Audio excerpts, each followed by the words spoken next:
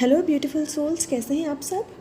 Actually Pitrupaksha के ऊपर ना मैं ऑलरेडी कल एक छोटा सा वीडियो बना के अपलोड कर चुकी हूँ।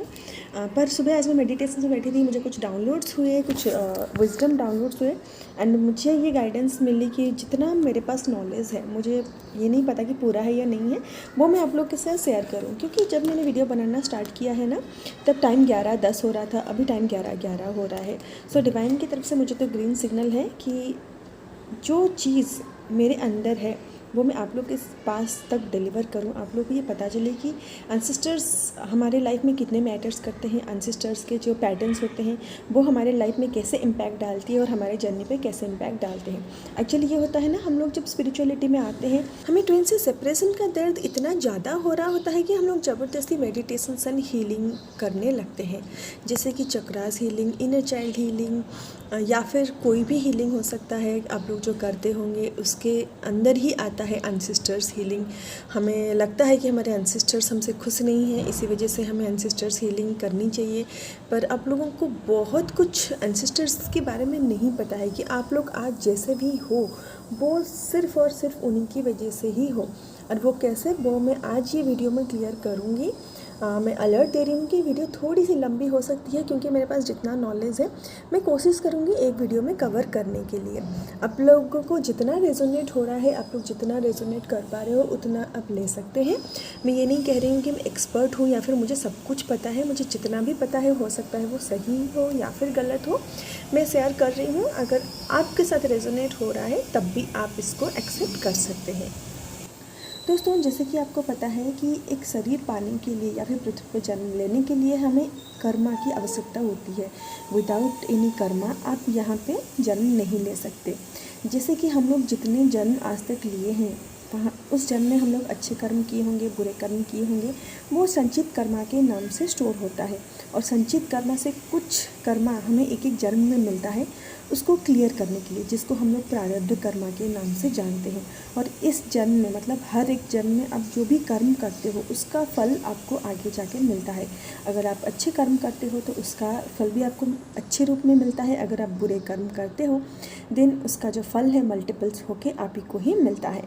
इसको आप ऐसे भी समझ सकते हैं जैसे कि एक बड़ी सी टोकरी है जिसमें संचित कर्म भरे हैं, और इस जन्म में हमें प्रारब्ध कर्म मिलते हैं। यानी कि उस टोकरी से छोटा सा टुकड़ा उठा के हमारे हाथों में दिया जाता है कि आपको जाना है और इसको क्लियर करना है। अगर हम लोग उसको क्लियर कर लेते हैं देन बहुत अच्छी बात है, उस फैमिली के साथ हमारा जो कार्मिक टाई है वो ख़त्म हो जाता है। अगर बाई चांस हमें क्लियर नहीं कर पाते हैं देन वो प्रारब्ध कर्मा जो है उसके साथ हमारे ये जो क्रियामन कर्मा है वो ऐड हो जाता है, और संचित कर्मा की जो टोकरी है वो ओवरलोडेड हो जाता है।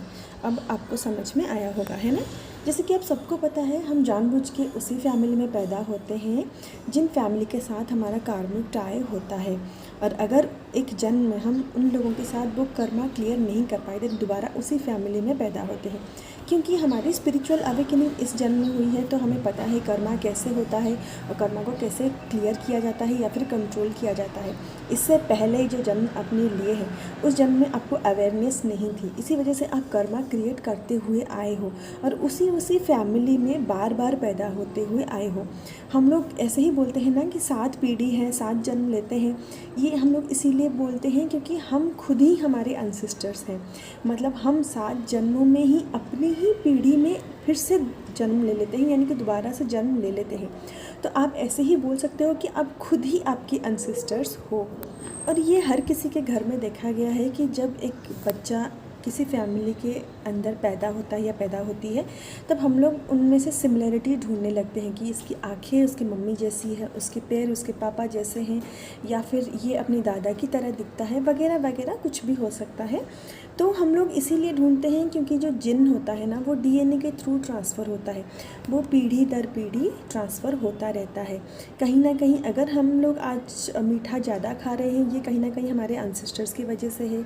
अगर हम लोग चाय या कॉफ़ी से एडिक्टेड है देन ये भी हमारे एंसेस्टर्स की वजह से है। अगर हम लोग ज़्यादा भगवान को मानते हैं देन ये भी हमारे एंसेस्टर्स के अच्छे कर्मा है। क्योंकि आपको पता है डीएनए से हमारे नेचर भी कैरी फॉरवर्ड होते हैं, हमारे अच्छे कर्म भी कैरी फॉरवर्ड होते हैं, हमारे पेन ट्रॉमास भी कैरी फॉरवर्ड होते हैं। तो डीएनए एक ऐसी चीज़ है जिनमें से हम पीढ़ी दर पीढ़ी हमारे एंसेस्टर्स के कर्मास, हमारे एंसेस्टर्स के पेन, हमारे एंसेस्टर्स के ट्रॉमास हम अपने साथ लेके चल रहे हैं। और एक बात मैं यहाँ पे आपको बता दूँ कि जैसे कि बहुत लोगों का हेयर फॉल होता है, वो बाल्ड हो जाते हैं, या फिर डायबिटिक होता है, या फिर ब्लड प्रेशर होता है, अर्थराइटिस होता है, तो डॉक्टर एग्जामिन करने के बाद ये बोलते हैं कि ये आपकी जेनेटिक है या फिर हेरिटेटरी है, और हम लोग मान लेते हैं।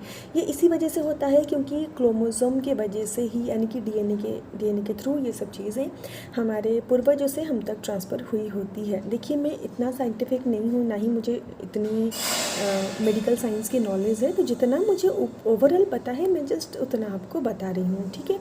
जैसे हमारे पूर्वजों की बीमारी हम लोग ले लेते हैं, उनके पैटर्न्स हम लोग ले लेते हैं, उनके बिहेवियर्स हम लोग ले लेते हैं, उनकी तरह दिखते हैं, वैसे ही उनके अच्छे कर्मा और बुरे कर्मा भी हम ही लोग ही ले लेते हैं।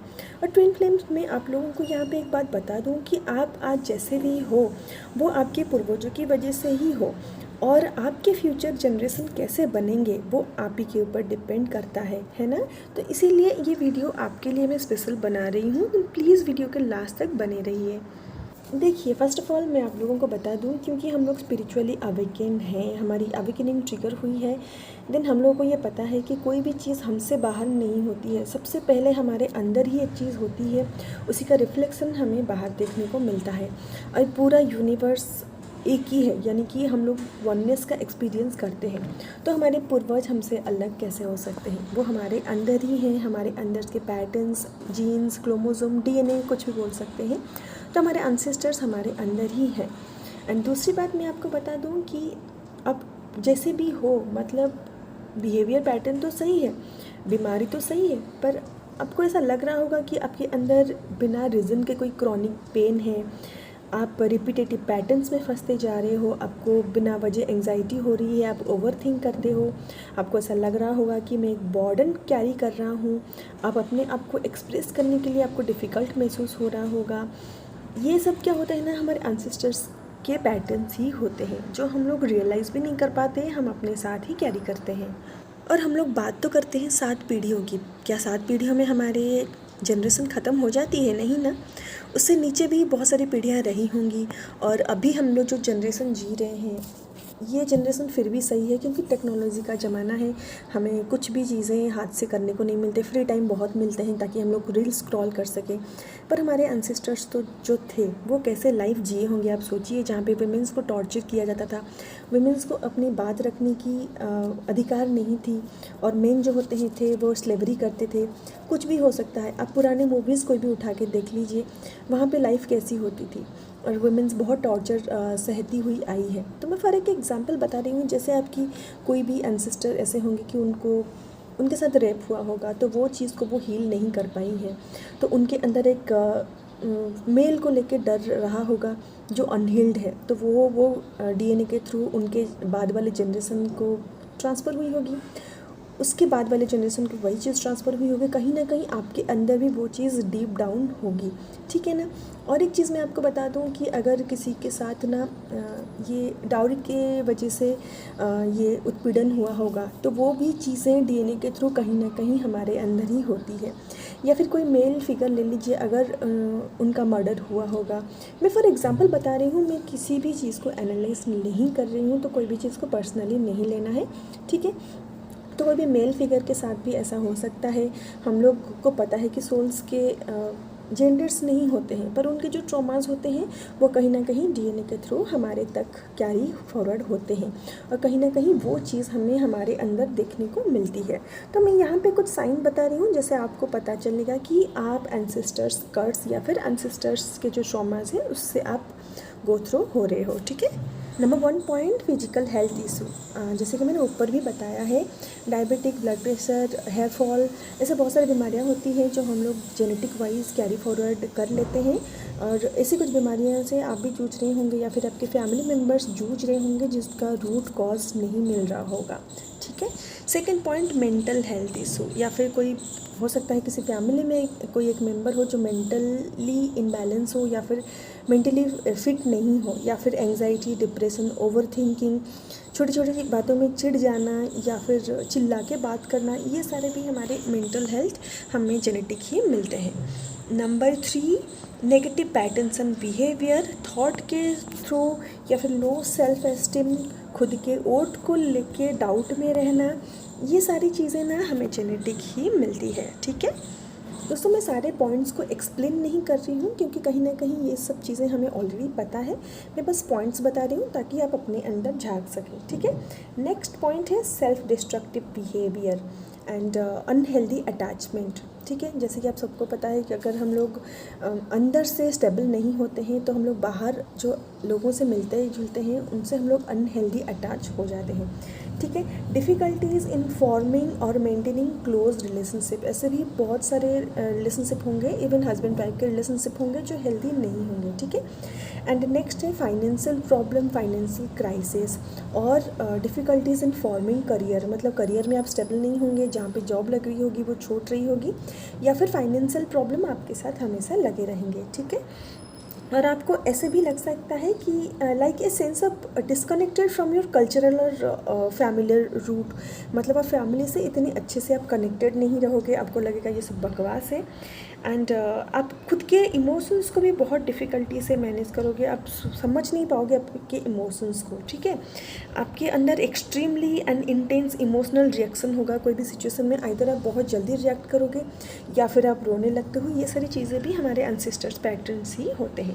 ओके, नेक्स्ट है आप दूसरों के ऊपर कभी भरोसा नहीं करते होंगे। ये भी कहीं ना कहीं हमारे एंसेस्टर्स के थ्रू ही हमारे अंदर आते हैं, क्योंकि इनकेस कभी हो सकता है कि हमारे किसी भी एंसेस्टर्स को कोई भी रिलेशनशिप में चीटिंग मिली होगी तो उनका माइंडसेट ऐसे बन गया होगा, तो वही चीज़ हमारे अंदर भी ट्रांसफ़र हुई होती है। ठीक है, एंड लास्ट वन है identity crisis and lack of clarity. जैसे कि हमारे पहले के ज़माने में हमारे फीमेल्स को बोला जाता था कि आपकी कोई वैल्यू नहीं है, आप घर पे बैठे बैठे करते क्या हो। दिस काइंड ऑफ बिहेवियर ना आपको ऑलरेडी पता है कि हमारे मेंटल हेल्थ के ऊपर बहुत बड़ी छाप छोड़ते हैं, और ये सारी चीज़ें हमारे जनरेशन टू जनरेशन वाइज भी कैरी फॉरवर्ड होते हैं। And lack of clarity, you already know about it, कि हमें कोई भी चीज़ को लेकर क्लैरिटी नहीं मिलती है, इसी वजह से हमारे चक्रास भी कहीं ना कहीं ब्लॉक होते हैं। तो दोस्तों यहाँ पे क्या होता है ना, हमारे एंसेस्टर्स के कर्स भी होते हैं, क्योंकि हमारे एंसेस्टर जो थे कहीं ना कहीं दूर दूर तक स्पिरिचुअल वर्क में इन्वॉल्व नहीं थे। पूजा पाठ करना अलग चीज़ होती है एंड स्पिरिचुअल एक्टिविटीज़ में इन्वॉल्व रहना अलग चीज़ होती है। You already know the difference between पूजा पाठ एंड स्पिरिचुअल एक्टिविटीज़। ठीक है, हमारे एंसेस्टर्स जो थे उस टाइम उतना ज़्यादा स्पिरिचुअल विजडम भी नहीं था, और जो लोग थोड़ा बहुत स्पिरिचुअल वर्क करते होंगे उनको सोसाइटी हमेशा अलग कैटेगरी में बिठा देती है कि ये लोग साधु संत हैं, ये लोग संसार त्यागी हैं, like this. I am so sorry, I am not judging anyone here, I am just giving you an example. Okay, and ऐसे भी हो सकते हैं हमारे एंसेस्टर्स की अकाल मृत्यु हुई होगी। जैसे आज मैं किसी की आकाशिक रिकॉर्ड चेक करेगी तो उन्होंने किसी को बहुत जोर से चाबुक से मारा है, ऐसे भी सिचुएशन रह सकते हैं। एंड ऐसे भी रहे होंगे कि हमारे एंसेस्टर्स की लाइफ इतना ज़्यादा कंफर्टेबल रही होगी, इतना ज़्यादा सुखी रही होगी कि उनको अपने शरीर छोड़ने का कोई मन नहीं कर रहा होगा। और ऐसे भी एंसेस्टर्स रहे होंगे कि जिनकी इच्छा कुछ अधूरी रह गई होगी, या फिर जैसे कि हम लोग हैं, हम लोग ट्विन फ्लेम हैं, बहुत जन्म से हम लोग अपने ट्विन से बिछड़े हुए हैं, तो ये चीज़ हमसे बेटर कोई समझ ही नहीं सकते थे। तो कोई भी सिचुएशन हो सकते हैं, या फिर हमारे एंसेस्टर्स ऐसे भी रहे होंगे कि जिनको बहुत ज़्यादा गुस्सा हो या फिर बदले की भावना हो। तो ऐसे कंडीशंस में क्या होते हैं ना, हमारे बहुत सारे एंसेस्टर दोबारा पैदा हो जाते हैं। बहुत सारे एंसेस्टर्स ऐसे हैं जिनको न्यू बॉडी नहीं मिली होती पैदा होने के लिए, या फिर उनकी मुक्ति नहीं हुई होती, तो वो लोग क्या करते हैं ना, भटकते रहते हैं, जो आपको कहीं ना कहीं शैडो के रूप में कभी ना कभी दिखते होंगे। एंड बहुत सारे ट्विन फ्लेम्स ऐसे हैं जिनके ऊपर अगर एंसेस्टर्स कर्स होते हैं, ये सपनों में ही दिखाई देती है। लाइक आपके दादी नानी या फिर कोई भी एंसेस्टर आपके सपनों में आके रोते रहते हैं कि बेटा मैं दुखी हूँ। जैसे मेरी दादी थी, वो हमेशा एक लकड़ी पकड़ के बैठी रहती थी, रोती रहती थी कि मुझे खाने को नहीं मिली। उनकी जो गुजरने का वक्त था बहुत ही तकलीफ़दायक था। ऐसे होते हैं, या फिर आपको गंदे टॉयलेट के ड्रीम्स आते होंगे, या फिर कोई जानवर होते होंगे उसको बंद करके पीटते हुए आप सपने देखते होंगे। किसी भी काइंड ऑफ आप अगर सपने देखते हैं, सपनों की डिकोडिंग हम लोग इस वीडियो में नहीं करेंगे। तो अगर आपके ऊपर एंसेस्टर्स कर्स होते हैं तो ये आपको सपने में ही पता चल जाता है, या फिर डिवाइन कहीं ना कहीं आपको साइन दे देते हैं। और इस वक्त जो वेल भी थिन होता है, इस वक्त हम लोग जो भी रिचुअल्स करेंगे, जो भी प्रेयर्स करेंगे, जो भी हीलिंग करेंगे, हमारे एंसेस्टर्स भी हमारे साथ हील हो जाएंगे। तो ये सब करना कैसे है, देखिए हर एक रिलीजन में अपने अपने ट्रेडिशंस होते हैं, अपने अपने सेरेमनीज़ होती हैं, रिचुअल्स होते हैं। जैसे हमारे सनातन धर्म में पितृपक्ष में श्राद्ध का रिचुअल्स रखा गया है। जैसे ही मैंने कल बताया था, श्राद्ध जो होता है वो श्रद्धा से किया जाता है। आप जितने भाव से ये सारे रिचुअल्स उनके लिए करोगे, उनकी आत्मा को उतनी शांति मिलेगी। पर श्राद्ध का रिकमेंडेशन मैं आप लोगों को नहीं कर सकती क्योंकि मैं कोई पंडित नहीं हूँ। एंड दूसरी बात है कि आप कोई एनर्जी हीलिंग वगैरह जानते हो, जैसे कि रेकी हीलिंग, एंजेलिक हीलिंग, इसके थ्रू भी आप उनको हील कर सकते हो। मैं अपनी तरफ से यहाँ पे आप लोगों को एक छोटा सा मैसेज देना चाहूँगी कि हम लोग कई सालों से मेडिटेशंस कर रहे हैं। जितना आसान बाकी सारे मेडिटेशंस होते हैं ना, एंसेस्टर्स हीलिंग इतना आसान नहीं होता है, क्योंकि अभी इस वक्त वेल इतना थिन है कि वो हमारे कांटेक्ट में आ सकते हैं, वो हमें मैसेजेस पास कर सकते हैं, हमारे साथ कम्युनिकेशन में आ सकते हैं। कल पितृपक्ष का फर्स्ट डे था, तो मैं नॉर्मल एंसेस्टर्स हीलिंग कर रही थी, जो मैं 3 साल से करती हुई आई हूँ। तो मैं प्रोटेक्शन लेना भूल गई थी, तो अचानक से मेरे ऑरिक फील्ड के अंदर ही मुझे अपने एंसेस्टर्स की गुर्राने की आवाज़ सुनाई दी। तो मुझे समझ में आ गया कि वो मेरे आसपास ही हैं। तो मैं तुरंत आर्कएंजल माइकल को बुला के उनसे प्रोटेक्शन लिया, तो वो शांत पड़ गई। उसके बाद मैंने नॉर्मल हीलिंग किया, जो मैं करती हुई आई हूँ। मैं आप लोगों को ये बताना चाहूँगी, अगर आप कहीं से एंसेस्टर्स हीलिंग सीखे हैं, या फिर आपके पास मेंटर है, या फिर किसी के गाइडेंस के अंडर ही आप एंसेस्टर्स हीलिंग करिए, वरना ये काफ़ी रिस्की हो सकता है। अभी मैं आप लोगों को ये बोलना चाहूँगी कि अभी 3 वक्त ही मतलब 3 टाइम्स आप एंजेलिक प्रोटेक्शन लीजिए, खुद के ऑरा को प्रोटेक्ट करिए, क्लींस करिए, एंड सोते वक्त भी आप प्रोटेक्शन लेके ही सोइए। ओके, नेक्स्ट है आप जर्नलिंग कर सकते हैं, क्योंकि आपको पता है हम ही हमारे एंसेस्टर्स हैं और हम अपने सबकॉन्शियस माइंड में बहुत सारे जन्मों के मेमोरीज़ लेके जी रहे हैं। इसी वजह से जब हम लोग जर्नलिंग करते हैं ना, सबकॉन्शियसली हम बहुत सारे पेन ट्रॉमास को लिख लेते हैं, जो हमें पता ही नहीं चलता। जब हम लोग लिख लेंगे ना, हमें पता चल जाएगा कि हमें कौन से एरिया में काम करने हैं। ठीक है, नेक्स्ट एंड लास्ट है फॉरगिवनेस। इस वक्त आप जब कभी मेडिटेशंस करने बैठे, पहले प्रोटेक्शन लीजिए, अपने एंसेस्टर्स को बुलाइए डिवाइन के मतलब डिवाइन के प्रेजेंस में, उनसे बात करिए, कम्युनिकेट करिए, अपनी जो हैप्पी मेमोरीज़ हैं उनके साथ शेयर करिए, उनके फॉरगिवनेस मांगिए। अगर आपने कभी किसी जन्म में उनके साथ कोई गलत बिहेवियर किया होगा, या फिर आपसे कुछ ऐसे कर्म हो गए होंगे जो उनको अच्छा नहीं लगा होगा, या फिर बाकी सारे सोल्स की तरफ से ही वननेस में आके उनसे आप माफ़ी मांगिए, उनसे ब्लेसिंग्स लीजिए। ओके, एंड यहाँ पे मैं लास्टली आपको बोलना चाहूँगी कि जो हमारे लिमिटेड पैटर्न्स एंड थॉट्स है, जैसे कि एक चीज़ ऐसी ही होनी चाहिए, एक पूजा ऐसी ही होनी चाहिए, लिमिट में। कोई चीज़ आप लिमिट से बाहर नहीं कर सकते, हर चीज़ में रेस्ट्रिक्शन। एंड जैसे कि लड़कियां बाहर जाके छोटे कपड़े नहीं पहन सकती, रेस्टोरेंट में नहीं खा सकती, या फिर लड़कियां कभी जॉब ही नहीं कर सकती, वैसे ही हर चीज़ लड़कों को लेके भी होती होगी। घर की बहुओं को लेके भी बहुत सारे लिमिटेड थॉट्स पैटर्न हम लोग कैरी कर रहे होंगे हमारे डीएनए में। तो ये सब चीज़ें ना हमारे एंसेस्टर्स की तरफ से ही हमें एज ए गिफ्ट मिलते हैं।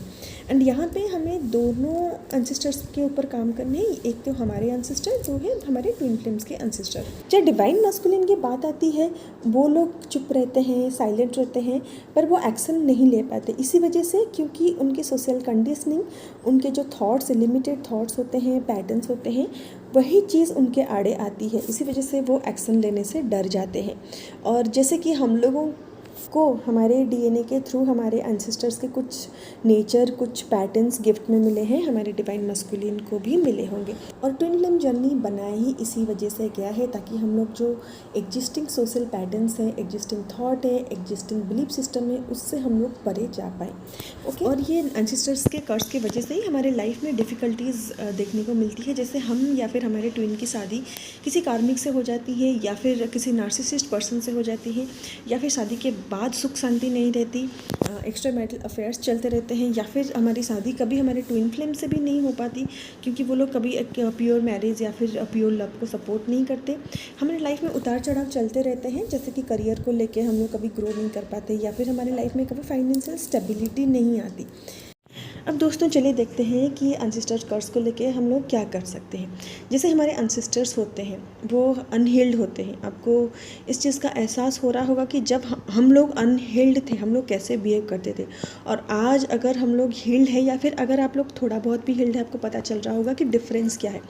इसी वजह से ना हमारे एंसेस्टर्स हमेशा अपने फैमिली लाइन में किसी को ढूंढते रहते हैं कि कोई तो एक स्पिरिचुअल एक्टिविटी करो ताकि हम लोगों को अपने ऊन से छुटकारा मिले और हम लोगों को यहाँ से 3 डायमेंशनल वर्ल्ड है, या फिर वो लोग अगर कुछ बुरा काम किए होंगे तो वो और भी नीचे स्तर में जाएंगे, यानी कि लोअर डायमेंशनल में जाएंगे। वहाँ से उनको मुक्ति दिलाने के लिए वो कहीं ना कहीं एक फैमिली में स्पिरिचुअल पर्सन को ढूंढ रहे होते हैं। और जब भी आप स्पिरिचुअल एक्टिविटी करते हो ना, तो जो भी अच्छे सोल्स होते हैं ना, उनका सपोर्ट आपके पास हमेशा ही रहता है। और बाकी जो सोल्स हैं जिनके कर्म की वजह से उनको लोअर डायमेंशनल मिली हुई होती है, वहाँ पे उनको इतना ज़्यादा तकलीफ़ हो रही होती है ना, हमेशा हमें कर्ज कर रहे होते हैं या फिर हम पे अटैक करने के लिए वो मौके ढूंढ रहे होते हैं। और इस वक्त ये जो पितृपक्ष का वक्त है वो हमारे एस्ट्रल बॉडी के टच में ज़रूर आते हैं। और जो भी गाइडेड मेडिटेशंस आपको पता है या फिर आप मेंटर के थ्रू कर रहे हैं, वहाँ पे आप अपने ट्विन फ्लेम के सोल को बुला के, उनके एंसेस्टर्स को बुला के उनकी हीलिंग भी कर सकते हैं। एंड मैं यहाँ पे कुछ रेमेडीज़ आपको बता रही हूँ जो कॉमन रेमेडीज़ है। ये कहीं ना कहीं हम सबको पता है। कुछ रेमेडीज़ तो मैं कल ही वीडियो में बता दी थी, तो फिर भी मैं यहाँ पे रिपीट करना चाहूँगी।